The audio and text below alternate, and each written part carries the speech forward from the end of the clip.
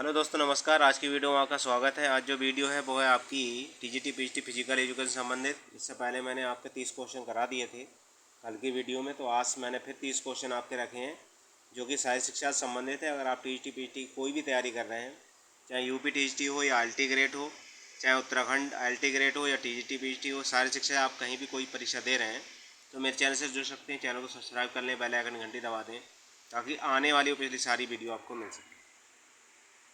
देखिए, पहला क्वेश्चन आज का, निम्नलिखित में से कौन सा तत्व रक्त में विद्यमान नहीं होता है? रक्त के अंदर कौन सा विद्यमान नहीं है? तो एक दिया, अब ए नंबर पे दिया प्लाज्मा, बी दिया आपका लाल रक्त कणिकाएँ, सी दिया आपका श्वेत रक्त कणिकाएँ और डी दिया है ग्लाइकोजन। तो रक्त के अंदर जो विद्यमान नहीं होता है वो होता है ग्लाइकोजन। ग्लाइकोजन रक्त के अंदर नहीं होता है। प्लाज्मा भी होता है, लाल रक्त कणिकाएँ भी होती हैं और श्वेत रक्त कणिकाएँ, ये सब रक्त में होती हैं। अगला जो क्वेश्चन है आपका वो है आपका 32वां, रक्त को जमने में सहायता करती है। रक्त को जमने में कौन सहायता करता है? प्लाज्मा, लाल रक्त कणिकाएँ, श्वेत रक्त कणिकाएँ या इनमें से कोई नहीं। तो रक्त को जमने में जो सहायता करता है वो होता है आपका प्लाज्मा। प्लाज्मा जो है रक्त को जमने में सहायता करता है। अगला क्वेश्चन है आपका, लाल रक्त कणिकाओं का लाल रंग होता है। ए दिया विकिरण के कारण, बी दिया ऑक्सीजन के कारण, सी दिया है हीमोग्लोबिन के कारण और डी दिया है गोल होने के कारण। तो ये जो है हीमोग्लोबिन के कारण इसका जो रक्त का रंग जो होता है वो आपका लाल होता है। अगला क्वेश्चन दिया है, लाल रक्त कणिकाओं का निर्माण मुख्यतः होता है, यकृत में होता है, फेफड़ों में होता है, हृदय में होता है या अस्थि मज्जा में होता है? तो लाल रक्त कणिकाओं का जो निर्माण है वो आपका कहाँ दिया है? आपका अस्थि मज्जा में। ठीक है, अस्थि मज्जा में इसका निर्माण होता है। अगला क्वेश्चन है, लाल रक्त कणिकाओं या आरबीसी का मुख्य कार्य क्या है?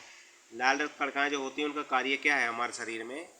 तो पहला विकल्प दिया ऑक्सीजन को ढोना, बी विकल्प दिया है आपका तापमान नियंत्रण करना, सी दिया आपका रोगों से बचाव और डी दिया है आपका लाल रक्त का थक्का जमना। तो इसका जो आरबीसी का कार्य होता है मुख्य, वो होता है आपका ऑक्सीजन को ढोना, शरीर में ऑक्सीजन पहुंचाना। अगला क्वेश्चन है आपका, श्वेत रक्त कणिकाएं आरबीसी और डब्ल्यूबीसी का मुख्य कार्य क्या है? ए विकल्प दिया है थक्का जमाना, बी दिया है रोगों से बचाव, सी दिया है आपका तापमान नियंत्रण करना और डी दिया आपका ऑक्सीजन ढोना। तो श्वेत रक्त कणिकाओं का जो काम है वो है आपका रोगों से बचाव, रोगों से बचाव करना डब्ल्यूबीसी का कार्य है। अगला क्वेश्चन है आपका, छोटी आंत की लंबाई लगभग होती है। ए दिया है आपका 15 फुट, बी विकल्प दिया 18 फुट और सी दिया आपका 22 फुट, डी दिया आपका 25 फुट। तो छोटी आंत की जो लंबाई होती है वो 22 फीट होती है। 22 फीट के करीब आपकी छोटी आंत लंबी होती है। अगला क्वेश्चन है, हाइड्रोक्लोरिक अम्ल और रेनिन नामक रस भोजन में विलय होते हैं। हाइड्रोक्लोरिक अम्ल और रेनिन नामक रस भोजन में विलय होते हैं। तो ए दिया है यकृत में, बी दिया है अमाशय में, सी दिया है छोटी आंत से और डी दिया है आप लाल कणिकाओं से। तो हाइड्रोक्लोरिक अम्ल और रेनिन नामक रस भोजन में विलय होते हैं। तो ये यकृत में होते हैं, अमाशय में, छोटी आंत में लार, ये होते हैं आपके अमाशय में। अमाशय में ये मिलते हैं भोजन में। अगला क्वेश्चन है, पित्त रस का निर्माण कहाँ होता है? अमाशय में होता है, छोटी आंत में, यकृत में या मुख में? तो पित्त रस का निर्माण जो है वो आपका यकृत में होता है।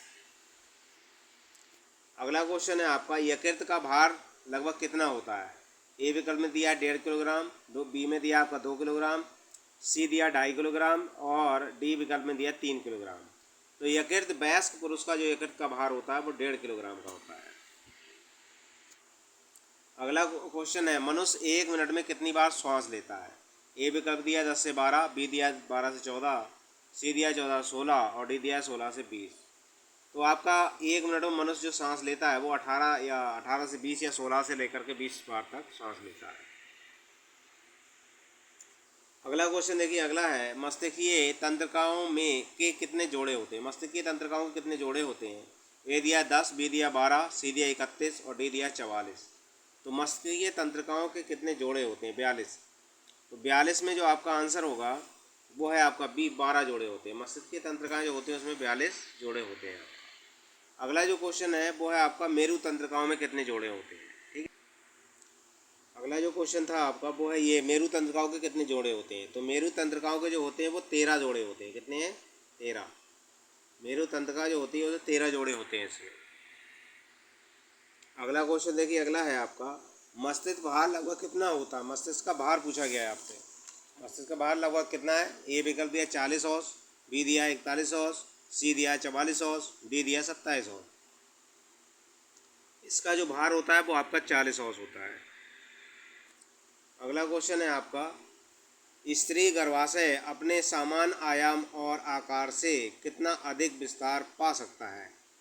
ए दिया आपका 100 गुना, बी दिया 400 गुना, सी दिया 700 गुना और डी दिया आपका 900 गुना। ठीक है, 45 का। तो 45 का होगा आपका डी। गर्भाशय जो होता है वो 900 गुना तक आपका आकार बढ़ जाता है। अगला क्वेश्चन देखिए, शरीर की सभी ग्रंथियों का संचालन और निर्देशन किस ग्रंथि से द्वारा होता है। ए दिया पीयूष ग्रंथि, बी दिया आपका थायराइड ग्रंथि, सी दिया थाइमस और डी दिया अधिवृक्क। तो पीयूष ग्रंथि जो है वो सभी ग्रंथियों का संचालन करती है आपकी। अगला क्वेश्चन है, आयोडीन की कमी से कौन सा ग्रंथि बढ़ जाती है। पीयूष ग्रंथि, थायराइड ग्रंथि, थाइमस ग्रंथि या पीयूष ग्रंथि। आयोडीन की कमी से आपकी थायराइड ग्रंथि जो है बढ़ जाती है।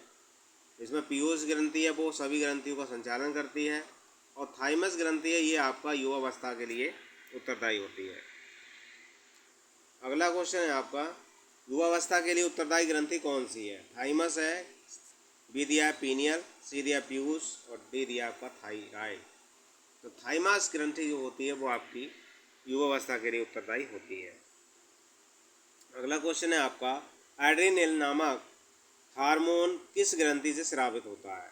थायराइड थाइमस से और बी दिया है पीनियल से, सी दिया पीयूष से और डी दिया अधिवृक्क से।